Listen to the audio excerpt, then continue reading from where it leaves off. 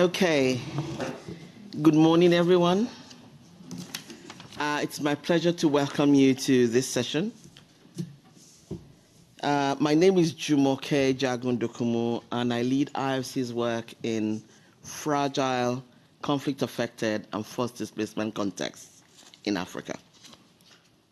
The topic of this session is how private sector can manage risks and avoid doing harm and maximize the positive impact of investments in fragile and conflict-affected markets. We look forward to a range of perspectives and examples from our panelists. From my left, Charlotte Slente, Perfect.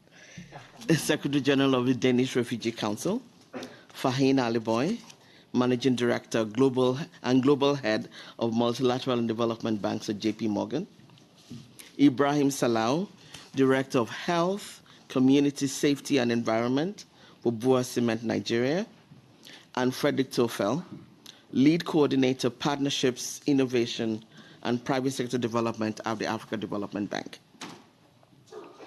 A few housekeeping points before we begin. This is a hybrid session, so welcome also to those online. Hannah will monitor, she's there, will monitor chat questions online, so please submit your questions online in the chat function, using the chat function. After we hear from our panelists, we will take a few questions from the audience, first of all from online, and then in the room, the mic's right there. So, if I can set the scene just a bit.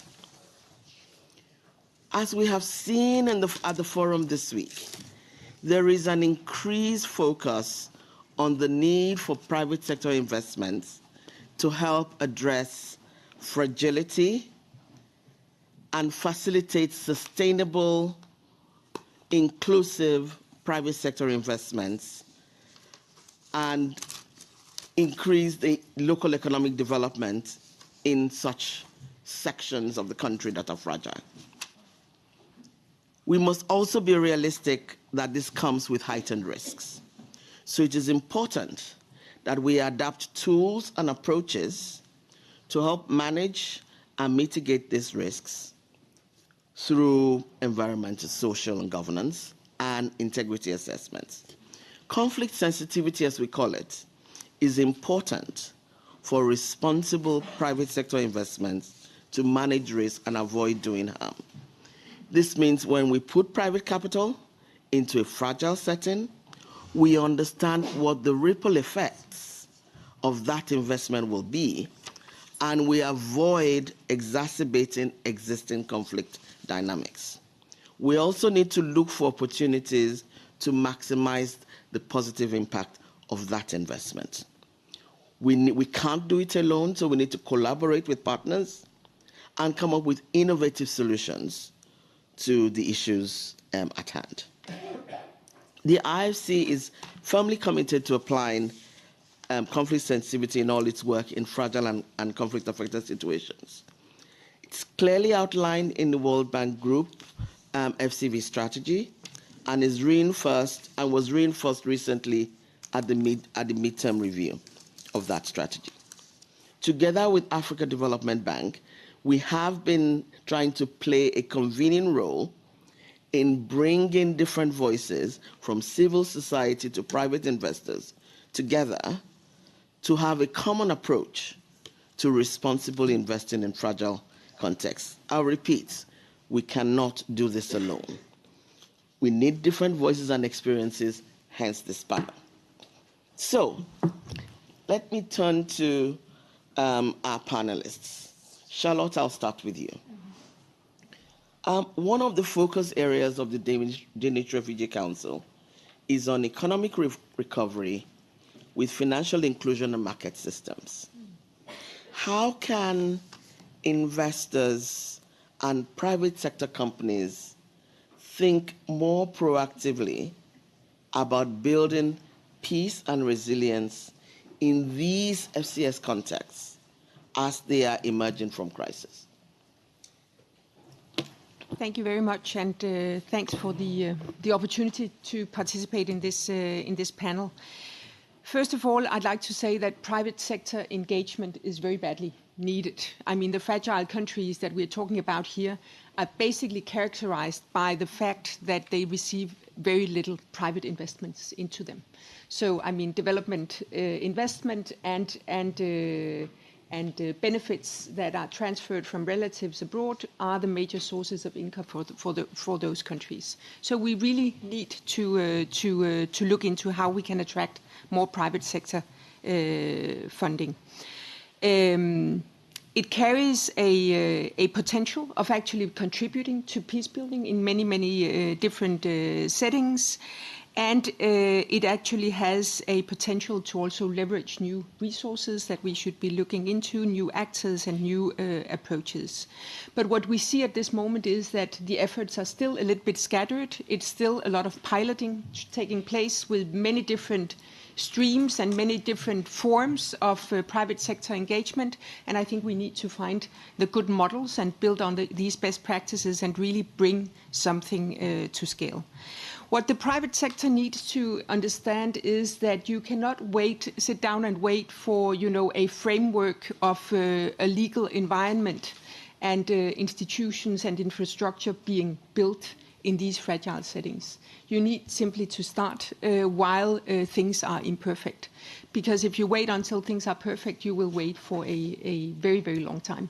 So I think that is what is actually required, a flexible and risk-taking perspective to engage in.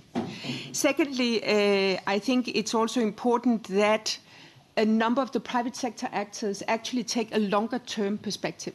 And we see from our experience that that is sometimes relatively difficult sometimes because there are stock market fluctuations, there are the focus on quarterly earnings that you need to be bearing in mind. And there's the risk of investments detracting from shareholder returns. But the long-term strategic investments are needed. We must understand, and private sector actors must understand that the fragile environments of today are markets of tomorrow. So in our cooperation with big private sector actors, we've actually seen that a number of those take that long-term perspective. I mean, investors in water pumps in fragile settings don't expect a return on investment in the first number of years, but they see a potential of actually accessing a market on the medium to longer term. So that is extremely important.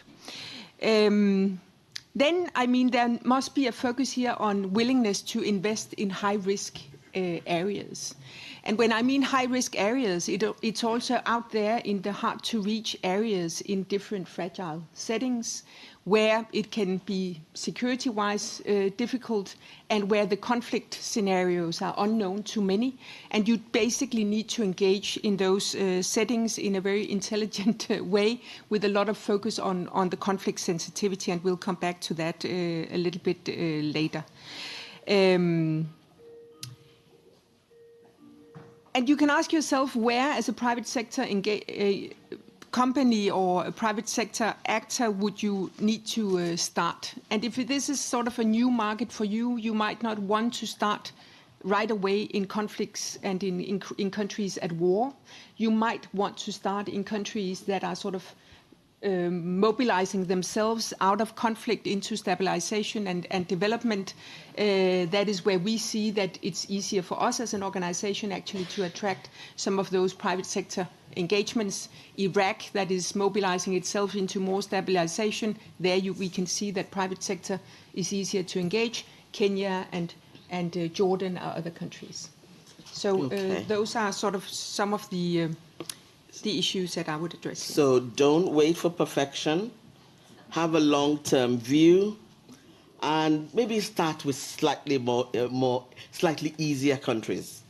But what would you say are the biggest barriers to changing mindsets from a do no harm approach to positive peace investments? I think one of the difficulties is actually understanding that you cannot always go in with a very fast expectation of results based on a blueprint of your company or the way you have been doing things in other countries.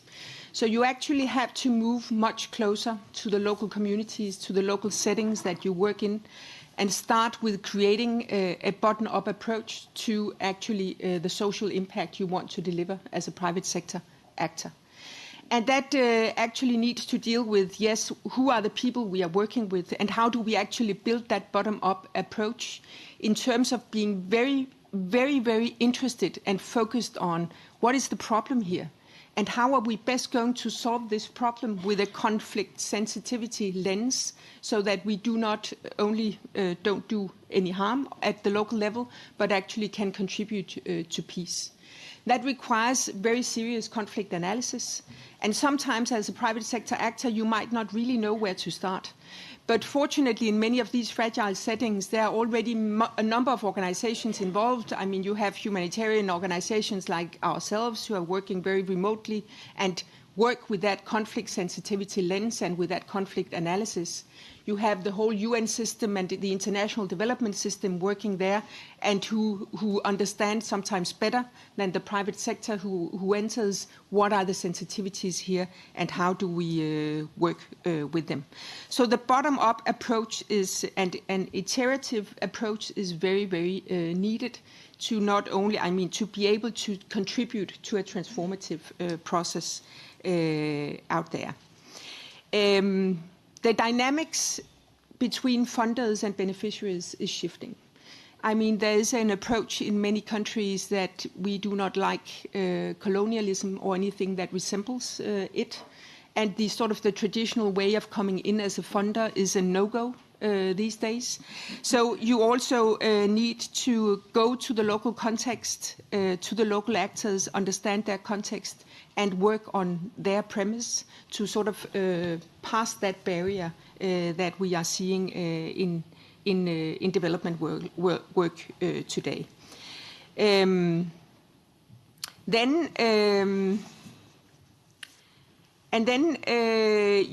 You need to apply sort of a continuous conflict sensitivity analysis approach to what you are doing. And conflict situations change dramatically and continuously. And when you go to a population, you must understand that whatever you do has an impact and could potentially have an impact on the conflict that is there at hand. So you really need to have that conflict sensitivity in mind. And then finally, you know, sometimes there's a tendency when going in, you go in from the top, so it becomes a top-down approach. You go in through national institutions, cooperation with maybe big national corporations as well. But I mean, you run the risk of the trickle down being extremely slow, and you might not even only very remotely reach a stage where you actually reach the actors where you want to do the social impact. So that is why you have to start from that bottom-up approach. And that we see as one of the barriers of how private sector sometimes engages. Thank you. Thank you very much, Charlotte. Fahim, so you've heard Charlotte. Local context matters. She's talked about the not waiting for perfection. How does JP Morgan, as an investment bank, think about investing in such frontier markets? I know you've developed an impact framework to help your investor clients understand these investments. Can you tell us more about this framework and what it has helped to achieve, noting the adaptability that Charlotte talked about, local context matters, top-down, bottom-up? What's your view? Sure, absolutely. So, I mean, I think we'll take a different view, and I just want to set the stage by saying that as an investment bank, you're an intermediary, right? Just to keep that in mind, that you are helping clients raise financing or facilitate investment, and then you're working with the whole investor community trying to bring them in. So I think that's very important. And we look at the world as developed markets, emerging markets, and frontier. And I'll focus on the frontier aspect, kind of to set that in tone. So, I mean, clearly, as an investment bank, a commercial bank, a corporate bank, we are commercial in nature. And but we're not also adverse to doing businesses where there are opportunity. I think that as all providers and then distributors of capital, we think of risk very holistically.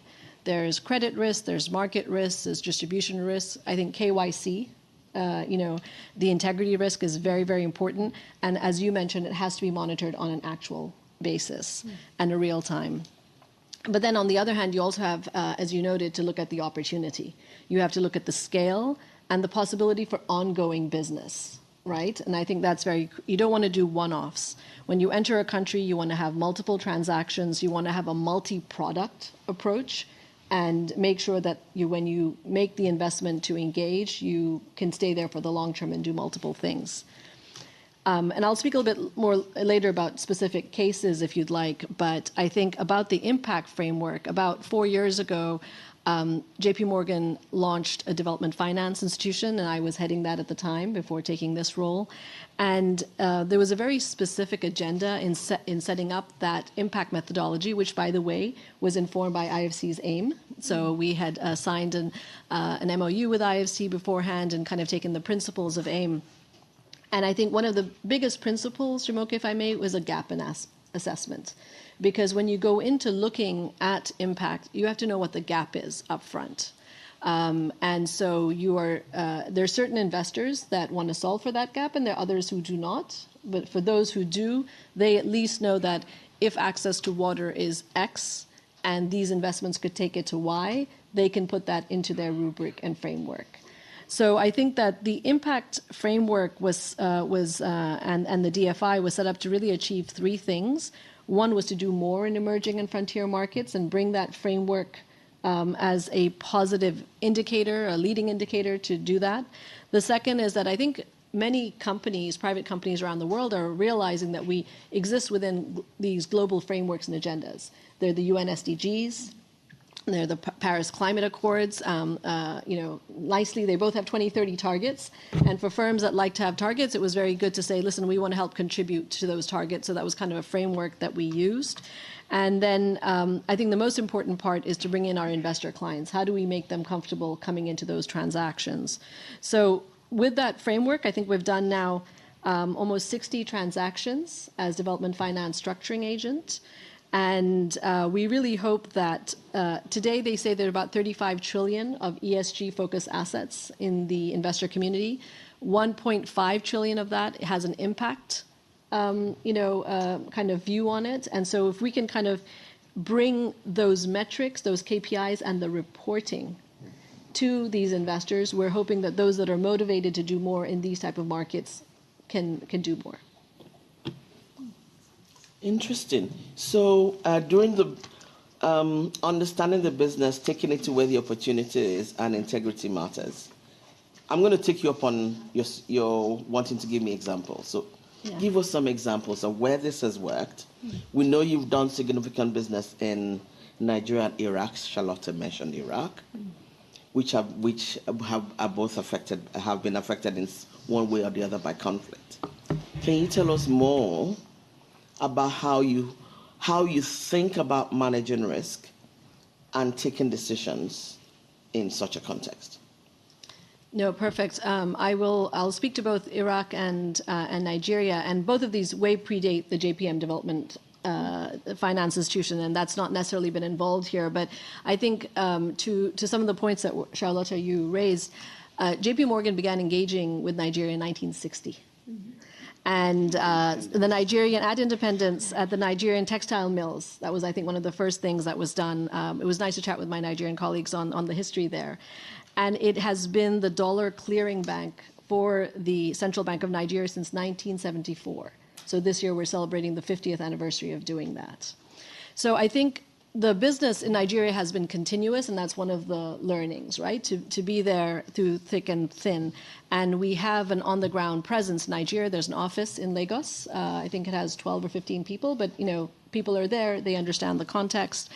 And there are multiple challenges of operating in Nigeria, and I think the two big ones are the risk rating and then the credit. The risk rating, as we were chatting before, is sometimes you have really good opportunities, but they're not in the best zip code, right? And so you have to be able to go back internally and say, like, okay, we understand the zip code may produce, may cause problems, or actually not problems, but have limits. That our limit or our appetite or headroom to do something in this environment might be here.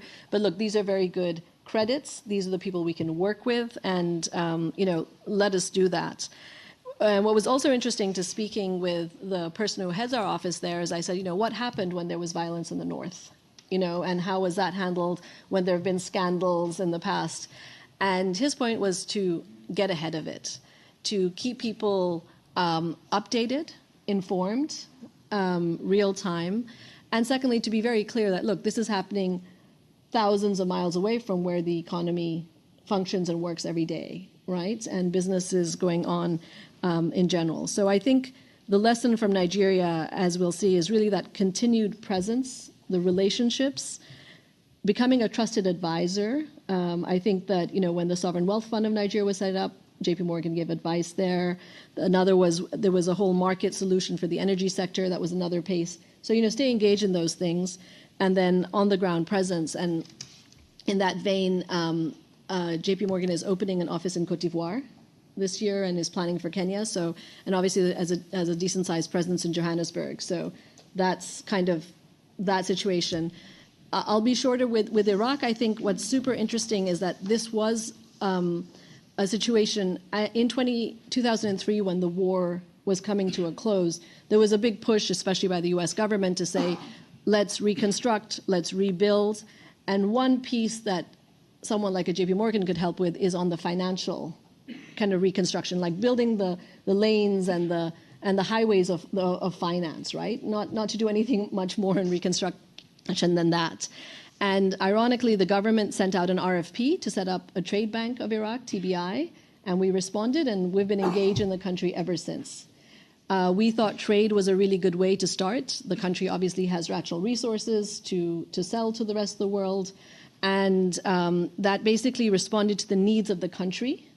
And since then, I think over 20 years, we've really built a very deep relationship with the central bank, the MOF, and TBI, and has been really this vision of their success is our success. And, but the things that have been made successful is that there have been many, many challenges in Iraq, if you think about everything that's happened since. And we've stayed very close to US Treasury, government, big stakeholders to say, what are the limits of what you can do? Where are sanctions? Really being transparent on, AML and things of that nature. Having constant connection, there is a place we do not have a local on the ground presence, right? But there are meetings, multiple meetings happen every year in Baghdad, but in Dubai and Beirut and London as well to kind of keep that dialogue there. And one other thing I would add is the training and technical assistance. We spent quite a bit of time and resources, and there's been now generations of people who've come through, not generations, but if a generation is 3 years in a government, you've seen a few of those, and to train them on what are the trainings and the processes and what's KYC. And I think that when you go through crises together, you become stronger. The last thing I would say is also having the right people, right? I think that the firm has invested with people that have a public sector mentality, that have come from either multilateral development banks or worked in government, so they're a little bit more better placed to kind of maybe work in those environments. And to your point, there's very little competition there at this time, right? So if you commit to something and you do it well, you can probably make money because not everyone's going to pick to go into that same environment. Okay. So sometimes lack of competition is good. Yes. So you said I've heard local context matters from both of you, both you and Charlotte. I've heard about, you talked about the integrity due diligence, integrity matters. You didn't use the word partnerships, but I took partnerships from what you said in some ways. You talked about creating pathways to the future. So, Ibrahim, I'm going to turn to you. Okay. We had the view of engaging in Nigeria long-term, northern Nigeria, what happens what happened, how do you engage when there has been violence in the north. So as Bua Cement, a private sector company with a plant in northwest Nigeria with footprint across the Sahel, can you tell us about the context in which you are working and what lessons you have learned around managing social risks and operating in this region? Okay, thank you very much. I think that Charlotte and also Fahim made the point about having a long-term perspective, and that's where I'm going to start in setting the context. Cement production started at our factory 57 years ago, in 1967. And then it wasn't Bua Cement. It was set up by government and was privatized over a number of times. Bua Cement came in 2010. That's about 14 years ago. So, yes, I can speak to that. That's something that has worked for us. Today, we are the third largest cement manufacturer in Nigeria and top 10 in Africa, with capacity of 16 million metric tons per annum. When it started 57 years ago, it was 100 metric tons per annum. In 2010, when Bua acquired it, it was at 500 metric tons per annum. That's the Sokoto factory. Today, the Sokoto factory is 8 million metric tons per annum. And that significant growth happened in the last few years with the support of our lenders, led by the IFC and other partners. And so in terms of setting the context, with this significant growth, it's good to understand that we are, like she said, in the northern part of Nigeria, where in the broader regional area, we've seen cases of banditry and conflicts within, especially in the northeastern part of Nigeria. I'm sure most of us have heard about Boko Haram and all of that. We are in the northeastern part, but the fragility issues that we see is not just limited to the regional area, but also in our immediate environment in terms of climate change-induced migration and increased competition for land. And that's something that is very important for us, because a key component of cement is milestone, which you need to have to mine, you need to have to take land for. So, and from a political dimension, we have seen increased tension recently in the Burkina Faso, Mali, Niger, and the ECOWAS situation, which we're dealing with. Thankfully, the border between Nigeria and Niger was only opened a few days ago. And so these fragility issues set the scene for our operations. I need to mention that our factory in Sokoto is actually less than 90-minute drive to the Niger border. So we see that proximity, and in the midst of all of that, we have operated the factory for 14 years. Over the 14 years, we have built very strong relationships with the local communities. We've supported livelihoods. We've created, we've tried to build a very strong social license to operate. Let me put it that way. And how we have done that is working closely with people before the IFC and its partners' investment in 2022. We already had a very good relationship with the local communities, and we had very deep relationship. We've supported livelihoods. We've tried to provide local amenities that would enhance the quality of life and living. And we tend to leave our project-affected persons better off. But given the IFC investment that we had 2 years ago, we have had to do things a bit differently. I will talk more about that later.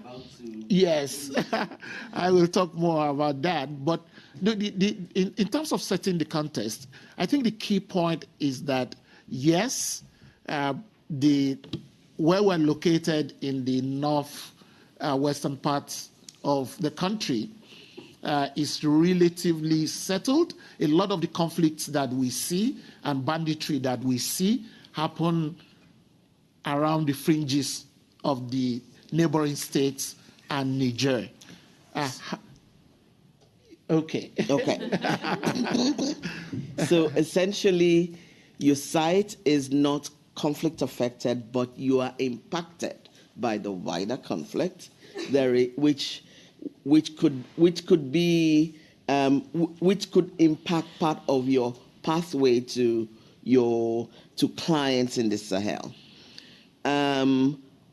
What guidance can you give to companies trying to build resilience for local communities? You started it, so I will let you carry on that path. Yes. Where they operate, especially women and vulnerable groups. Very important. And if you point. could also then touch on the Sahel pathway, all within a very short time, I would appreciate it. I'll try. Okay.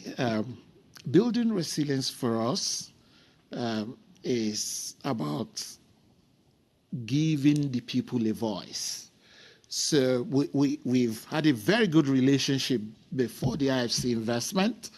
What has changed with the IFC investment is about putting systems around how we manage the issues that we face, particularly the E&S issues.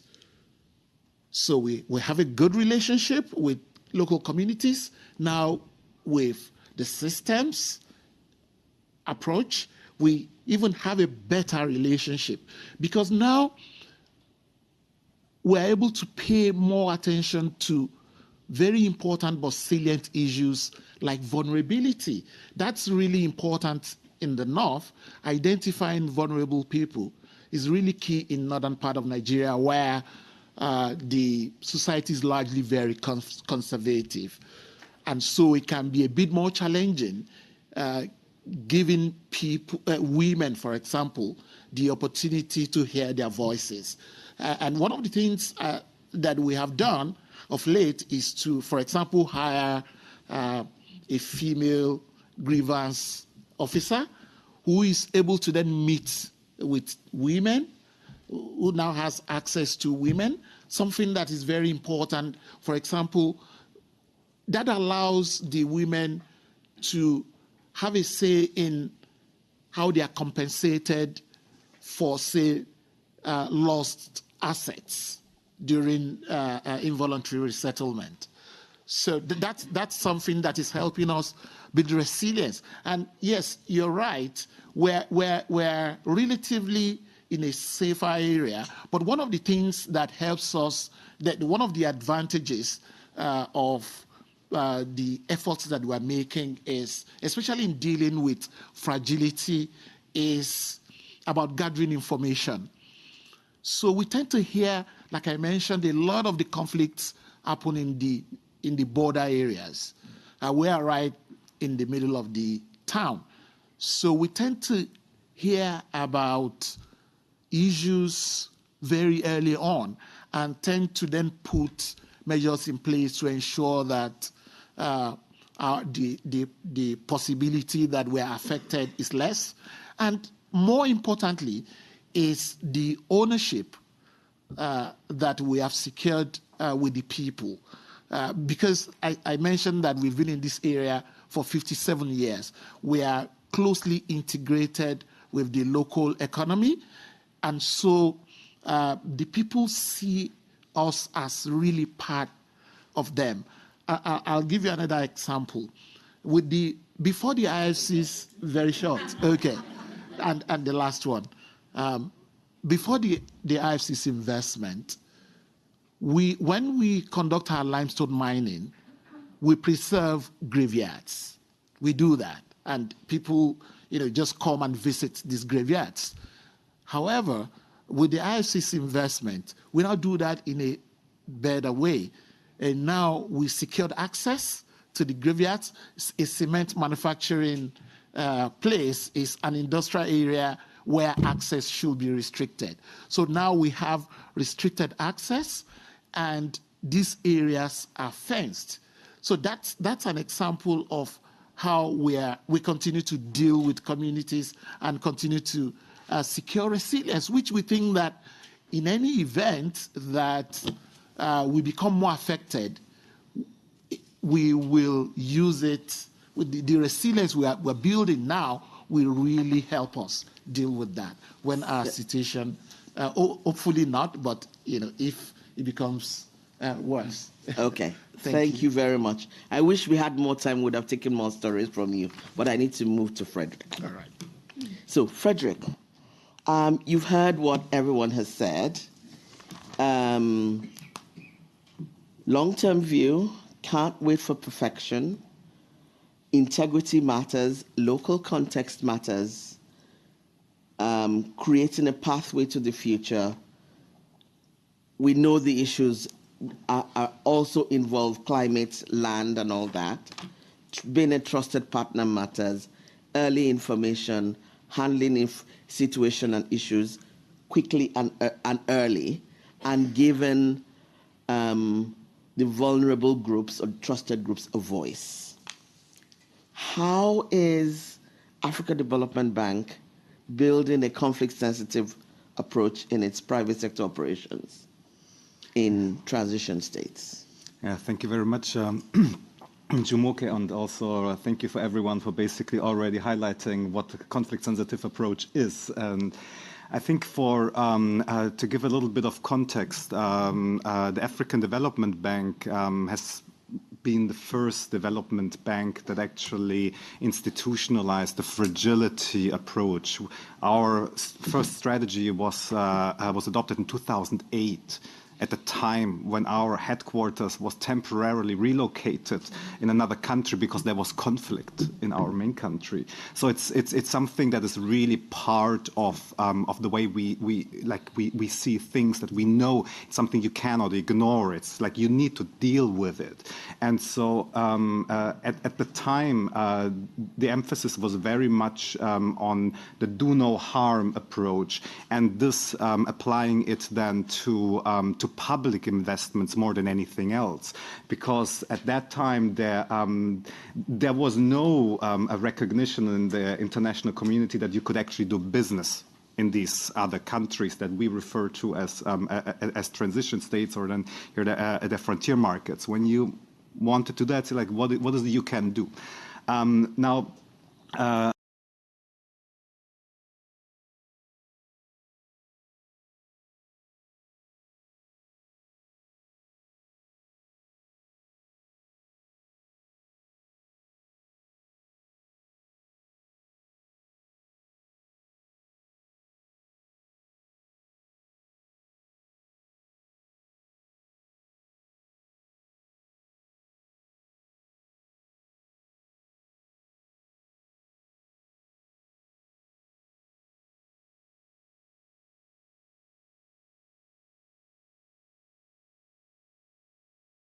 we said like it's addressing fragility and building resilience.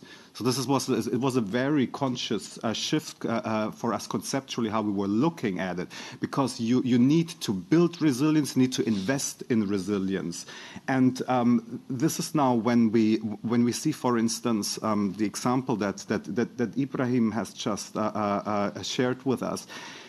This is a kind of a business model where this is already integrated. It's at the core, the community engagement. This is not an add-on.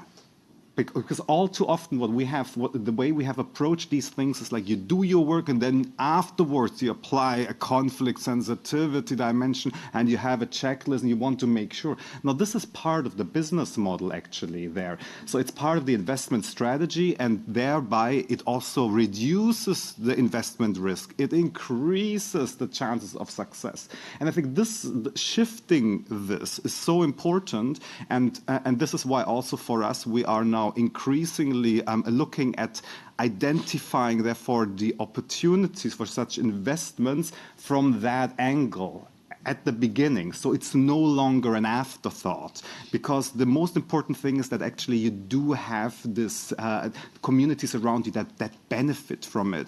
And an important element for us is also now when we think really forward, again, lessons learned. The history of extractive industries, FDI in Africa, is one where we have seen a lot of conflict coming out of it. And we see now a new wave of FDI coming into the continent around green minerals. We do not want to repeat the same mistakes. So with that, transition that to this question then. What role would you say then with this thought, and particularly you're beginning to talk about the green minerals and all that, what role do development finance institutions have in helping to establish standards of responsible investing in areas of conflict? And how can we work with our clients to support them in implementing the approach? I think it's our mandate to really go to the hardest places, because this is where additionality comes in. We see now other commercial investors that are active in more major markets, and then we do need to ask ourselves, like, what role is it that we can play there? Because now in Africa we do have 54 countries, so we do need to look at where it is that we can have the greatest impact. And in this context, we need to continue to innovate our own business models, but I think to make sure that we can manage the different risks, and we need to work more than anything else with an ecosystem approach, because what the challenge that at times we can face is that with DFIs is that you can end up being transaction-oriented. Like year by year, you need to have your deals, which is important, but we know that we need to adopt a long-term approach in many of these countries to first develop the business opportunities. And this then also requires us, and there at the African Development Bank, we have both our public and private investments under the same roof. It's the same balance sheet. So what we are trying to do there is then also take basically the lessons, the barriers in terms of that hinder us from actually investing in some markets, looking at the specific reform requirements, so that it informs our policy dialogue and also our policy-based lending operations. Because it's so important that we achieve synergies between our public and private investments. And I think then at the same time recognizing that we can never do it alone, even as a DFI community. And this is what we call the baobab approach. Not like no one person can wrap his hands around the baobab tree. You need to hold hands with others to do that. And right now, it's really encouraging to see all the kinds of initiatives that exist that are trying to break out of the delivery models that DFIs have. To be able to do that. Now, this is why we're working, for instance, now with the World Economic Forum Humanitarian Resilience Investing Initiative. We're working with Interpeace Finance Initiative. We're working with the Africa Resilience Investment Accelerator. We need to come together around this. Okay. No? I think this is the key. I'm going to have to stop you there so we can take questions. Sorry. Okay. So, you heard all what he had to say. One thing I will bring out there: ecosystem development, partnerships, and everything else that was said earlier. So I would like to take it to questions. Hannah, can you summarize some of the key questions coming from the chat? And if you have questions in the room, the mic's here. You could, we will take about three questions in the room. If you could line up behind the mic so we can take the questions as one, and then I will have the pleasure of allocating the easy question to myself and the difficult ones to everyone else. Hannah. Thanks for working. I don't think that's working, is it? Can you come in? Why don't you use this one? So I think the main questions coming through from the chat so far around what are the tools that private sector can really use to work responsibly in these fragile and conflict affected markets. So I think that's the main one, but I know that there's a lot of other questions in the audience, so I think we can also turn to them. If there are others that can't reach the microphone, we do have some roving mics as well, and maybe you can put up your hand for our colleagues. Back to you, Jumoke. Okay, thank you. Please. Thank you very much. And if you have a preferred person to answer the question, also say. Thank you. My name is Maraika Shamiris. I work for an organization in Nairobi called Busara. I was very struck by the mentioning of almost the chicken and egg problem. You have to create the business opportunities first before you then can invest in them. And I think it takes us back to agendas around jobs, right? For a very long time, jobs were the solution to our violence until it became very apparent that, of course, in the economic systems in which these jobs were created, often based on ideas of traineeships and so on, they just didn't work. It was like a formal economy being plunked into an informal one. And I just wanted to ask you, and it's primarily to Frederick and Ibrahim a little bit, I guess, how have you grappled with this chicken and egg problem? Take us through an exact example where you said this is how we created the opportunities and then we supported the opportunities so that they could be taken up. Thank you. Okay, perfect. Thank you, please. Oh, thank you. Thank you for this presentation. My name's Tim Docking. I lead the Refugee Investment Network, and I thought this was a great panel. I'll keep my question specific to the idea that I think was first introduced by Charlotte with regards to scale and scaling up your efforts in this space. And I'll direct my question to Faheen and say, it sounds like JP Morgan in your group has done about 60 deals that draw in some of the principles and some of the tools that you've been developing. What will it take to put a zero behind that, to take this approach to other conflict markets that we're well aware of and that you also, I think, under your principles could do a lot of good business? Thank you. Hi, I'm Dawn Minot. I'm with the UN Population Fund. I'd like my question to actually delve a little bit deeper in the more nuanced areas of what you've presented. You talked a bit about resilience, particularly for you, Frederick, and you mentioned doing no harm. So in the context of resilience, we also have to look at the individual level as well. So I'd be interested to know mostly from you, Frederick, but from others, as you're doing these deals and so on, how are you factoring in the individual level of resilience, particularly for women and girls? As we know, in all of these contexts, they're usually the most disadvantaged and most voiceless. Thanks. Thank you. Thank you. Thank you. My name is Marta Harpa, and I'm from International Development Enterprise, IDE. And first of all, thank you all the panelists for such insights. My question is maybe to all of you, but mainly maybe to JP Morgan. We work with last mile reachers, farm business agents, we call them, that is building entrepreneurship from local, and they facilitate the connection between medium to a larger private sector and entrepreneurs to the users, to the communities. But the challenge we are coming across always is access to finance for those last mile reachers.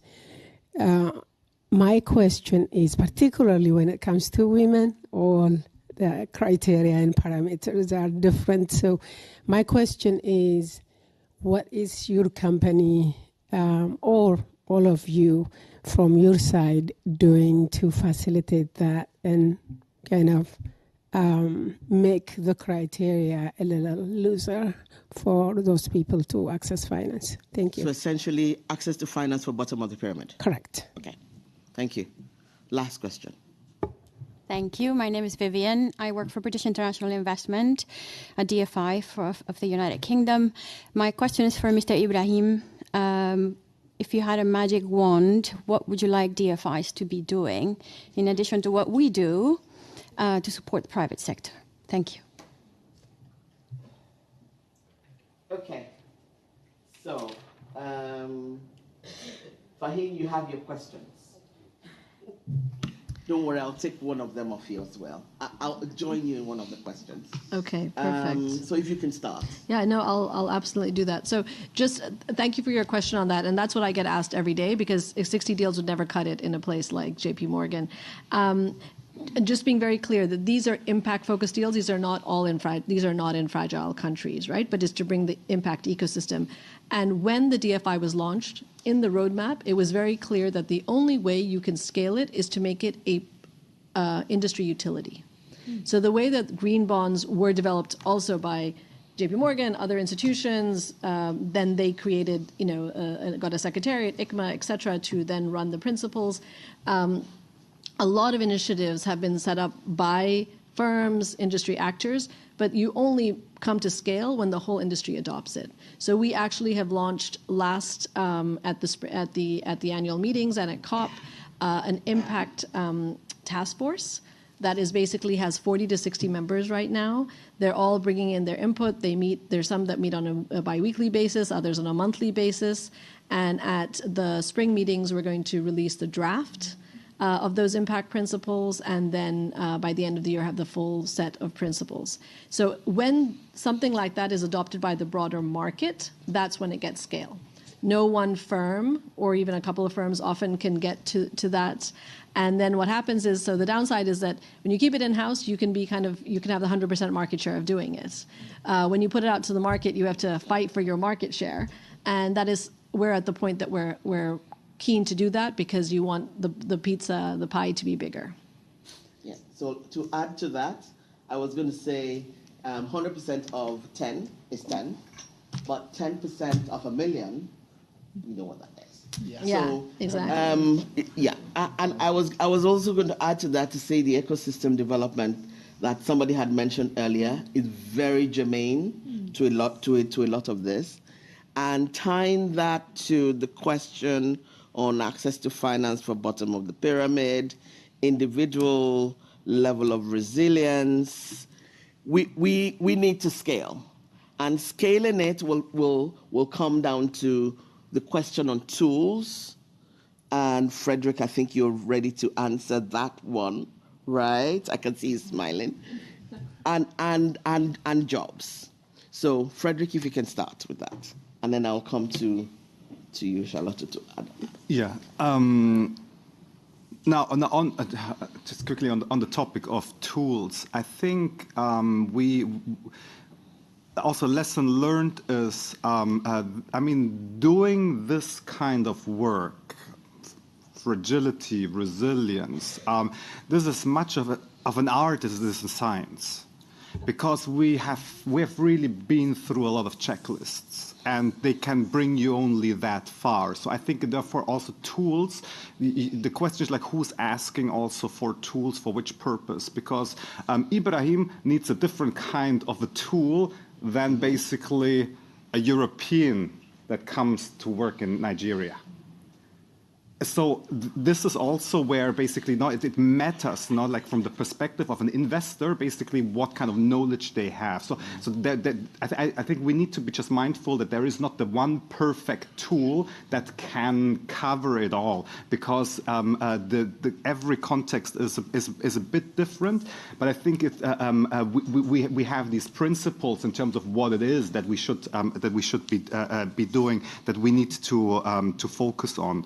And now, in terms of how do we the chicken and egg problem that was mentioned there, I think you just have to start at a certain moment. I mean, we've been talking about some of these things basically for decades in a way, because the markets are still similar to what they were 10 or 20 years ago. And then at the time we said like there is no private sector. Now we say there is private sector. So that's why we just have to start and keep at it, because in 20 years we don't want to continue the same conversation.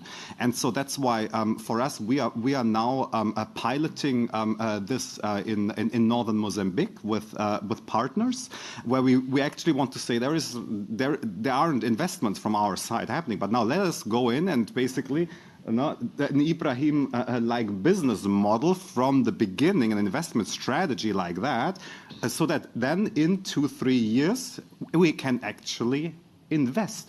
And I think this also, it relates a little bit then to this other aspect around to the resilience at the individual level. How do we engage it? That's why for us, we really shifted on our perspective towards resilience, because particularly now when we look at women, this is what we have found like incredibly resilient. Because I mean, in all these decades, they're protected crisis. And who is resilient there? Yeah. So it's not like they're fragile. We look at it as like all fragile. Actually, they are sources of resilience.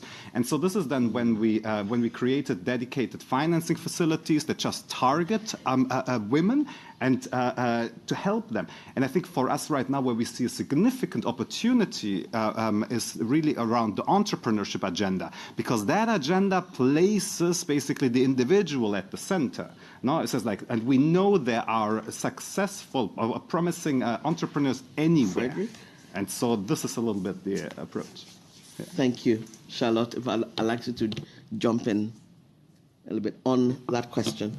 On the resilience part, yes, I think it's true, as you say, Frederick. People are extremely resilient in many of the settings where we operate. I mean, very close to people who've been displaced and live in displacement for many, many years. But oftentimes the host communities around the displaced people are just as resilient, but also have a number of issues.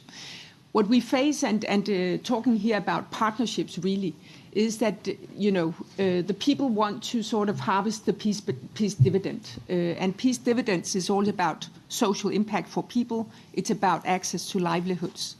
But in many of the settings where we work, and some places where private sector engage, and in our cooperation with private sector, then the private companies come to us and say, but these people living here are basically not ready to work. There's a war trauma going on that actually makes it difficult to go to the workplace. There's a number of violence issues that people face. People don't have stability in their homes because basically they don't have a home. The land that they used to cultivate is littered with landmines. A number of issues around people that make it difficult for many people to be part of a workforce sort of on normal settings. And that's why my message here is that the importance of partnerships, because then, we have actors like ourselves and many other organizations who are actually engaging in dealing with these issues on the ground. Recently, I talked to a number of companies in Ukraine who said to me, yes, we are opening shop again. We are still in war, we are opening shop. And people are coming back to work, but they cannot work. And they asked us, can you help us? And obviously, we do have methodologies for dealing with that trauma. So, I mean, partnerships is important also to make people ready for actually entering into a workforce and being part of of a livelihood. And then just a small comment on the funding for entrepreneurs that is extremely important. I think blended finance mechanisms come in here as very efficient mechanisms, where some of the state financing, the development financing can cover the risks and make the guarantee funding that is necessary for local banks to engage in loan schemes to entrepreneurs. We have a number of those settings and those schemes around the world, and they work very, very well, and the repayment percentages are extremely high. So blended financing is a way about going about it, and there's plenty of possibilities out there. Thank you. I will use the last one, magic wand question as the last word from everyone. So let me start with the person the question was directed at, and everyone will then take it. Ibrahim, if you had a magic wand, yes, what would you? It's not a long list, huh? What would you want the development finance institutions to do if you had a magic wand? Okay. The first thing I'll say is fragility. Short. Yes. Fragility we have 1 minute. increases ENS risks. And if I have a magic wand, I would ask for DFIs to be a bit more nuanced in terms of compliance with ENS standards, especially in fragile contexts. Okay, particularly related to the process as against the outcomes. Okay, so what I'm hearing is we need to sit down and talk with you and understand exactly what you're saying, but slightly more nuanced, maybe slightly differentiated. Yes. You need to get from here to there. And patient. And we may need to take longer instead of what the time that. Yes. Okay, gotcha. Thank you. Okay, Frederick. If you had a magic wand, you're a DFI. If you had a magic wand, what would you do differently in this conflict sensitivity space? Last word. We have the opportunity now also, thanks to progress around technology, to actually work in partnerships differently. Like, I think this is it's what we have, the way we've done it in the past. We can be radically different thanks to digitalization in terms of how we work together going forward. Okay. I think that ecosystem approach, moving our efforts into the cloud, can achieve really a greater impact at scale. So essentially, making sure that we're all seeing the same thing, we're not duplicating we're not duplicating each other. Fahim. I would focus more towards the public sector MDBs. And I think that what's really needed is the non-financial support. It's building the pipes, it's the technical assistance, it's helping governments really being prepared to deal with, with investment. So I think especially in the financial side of the words, the regulatory framework, allowing flows to come in, happen quickly, etc. So that's where, from the perspective of a bank that deals with things and allows us to create the products and have those flows come in, that technical advice and that framework and that ability is there for us to do our work. You stole some of my lines. Oh, I'm sorry. Charlotte. My wish is different. I would like the DFIs not to get lost in the overall frameworks, but really have a focus on how DFIs can also go to the local level and build from the bottom. So basically, it's an approach building from bottom and doing the necessary from top, but not waiting for the frameworks to be ready, but work simultaneously. I think that's a very important approach. Okay, thank you. My wish, if I had a magic wand, is we all start now. We all put everything together and don't delay, don't second guess yourselves, just do it. So thank you very much. We all heard we all heard what the panelists had to say. Context matters. We can't wait for perfection, have a long-term view. Local context is very important. We need to be adaptable. There are opportunities there. Integrity matters. We really need to be prepared to take it. The risks are not just the business risks. Climate, land, and others are important. There are pathways we need to create.